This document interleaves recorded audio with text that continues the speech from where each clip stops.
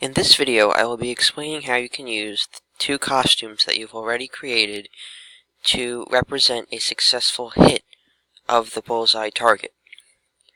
First, I'll explain the code we have thus far. Underneath the when green flag is clicked block, you'll see how we have the randomization of the coordinates of the target using the preset variables of X and Y, and I explained in the previous lesson that this is done just to streamline the process and kind of break it down so you can see where those variables are going to be used. First, we're going to naturally switch the costume to the hit circle, which is what we are calling costume 1, and then we will move it to those coordinates, and of course we're going to have to reset the score variable each time we run through the game. I will talk about the instructions for the game that are provided to the user in the next lesson, but for now just understand that there are two backdrops. One backdrop is signifying the instructional part of the game, and the second backdrop is signifying the actual start of the game. And so underneath that, when backdrop switches to backdrop 2 block, you'll see how we have a forever loop in which we have the configuration of the target when it comes to having it reappear in different locations every 2 seconds. Over here you'll see how by using the when this sprite is clicked block, we're able to change the costume of the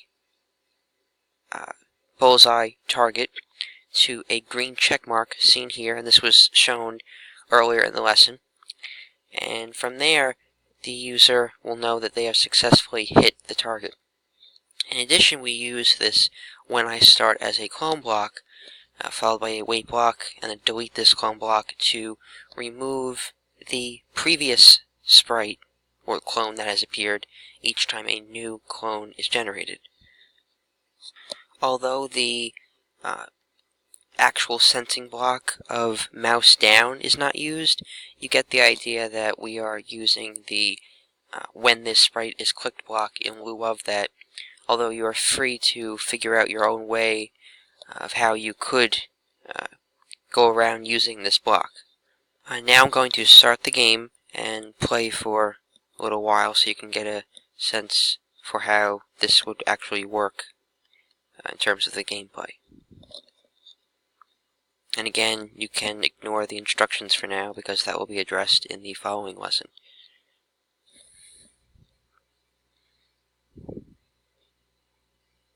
Also note that the sprite providing those instructions is a separate sprite, but again, that is something that will be addressed later. So when I click the target, it will change temporarily to a green check mark.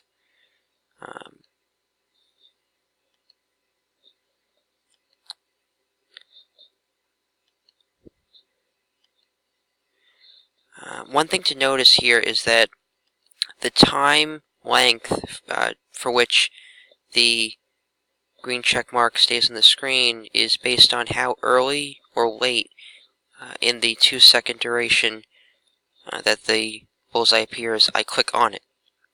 Because at the end of those 2 seconds, regardless of whether or not I've clicked on it, it will automatically disappear or become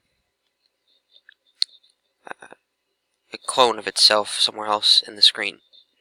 Finally, I want to talk about how you could incorporate obstacles or enemies or some kind of distraction in your game.